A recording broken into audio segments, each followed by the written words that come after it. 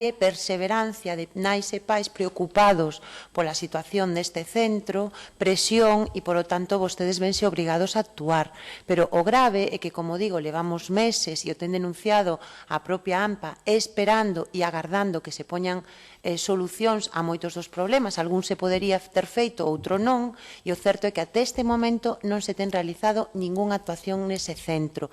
E sabe vostede que hai preocupación como é lóxico, polas persoas que mandan ali aos seus fillos e fillas, porque teñen o dereito a que as condicións nas que están escolarizados esos nenos e nenas sexan unhas condicións dignas e de respeto. E nós creemos que en algúns casos eso non se ten cumprido até este momento.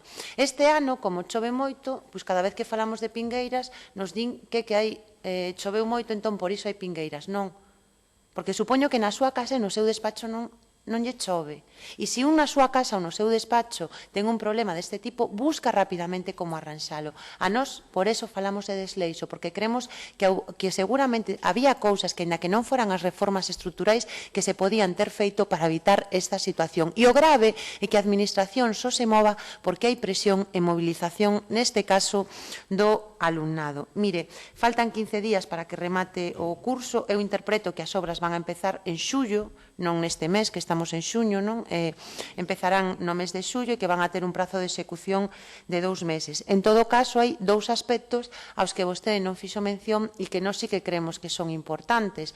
Hai un problema coa cuberta de primaria que nós creemos que se debería de cambiar toda porque se están facendo parches que non solucionan o problema de fondo e, por tanto, a Administración vai a gastar máis. Nós pediríamos que reconsideraran esa decisión e tamén nos preocupa que non vayan a facer ningunha actuación relacionada nin co problema das tubaxes, que, como digo, estamos nun centro no que están tan oxidadas na parte bella esas tuberías que non se pode beber a auga da villa, e é normal que os pais e nais estén preocupados porque calquer neno ou nena pode ir a beber un auga que lle pode causar un problema de saúde. E tampouco falou da reforma dos baños, que o invito a que vaya a visitalos e nos diga se lle parece que uns baños nun centro educativo poden estar con esas condicións. E eu, finalmente, unha última cuestión, dúas últimas cuestións. Nos imos a facer seguimento de que o que se dixo se faga. Solicitamos aquí formalmente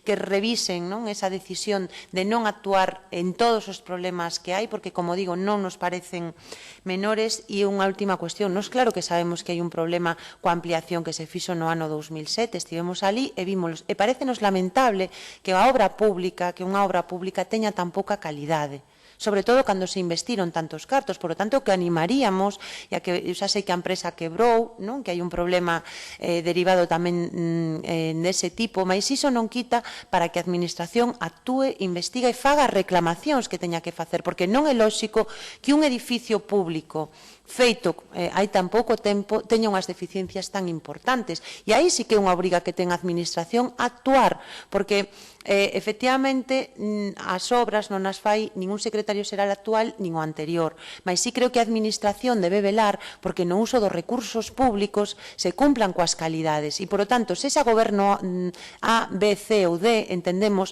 que aí se debe de actuar sempre para respetar o interese xeral, e o interese xeral é que se unha empresa non actuou conforme as calidades e o material e os requisitos mínimos, pois habrá que exixirlle responsabilidades, aínda que sepamos que iso pode tardar, ou ao mellor nunca se chega a cobrar, mas tamén nese terreo debería de actuarse, porque é fraudulento para o conxunto dos cidadáns que unha empresa ou que unha administración, eu non delimito as responsabilidades, non o sei, non teño suficientes datos e coñecemento neste momento para facelo, mas toda a responsabilidade sobre quen cometera unha negligencia, porque efectivamente hai unha negligencia cando unha obra pública ten de tan pouco tempo ten unhas deficiencias dese tipo. E, por lo tanto, aí nós tamén animamos a que actúe e a que de verdad que se depuren todas as responsabilidades, porque estamos falando dos cartos públicos de todos e todas. En definitiva, nós o que queremos é que estas obras se fagan e que vostedes non desatendan un problema tan importante como as condicións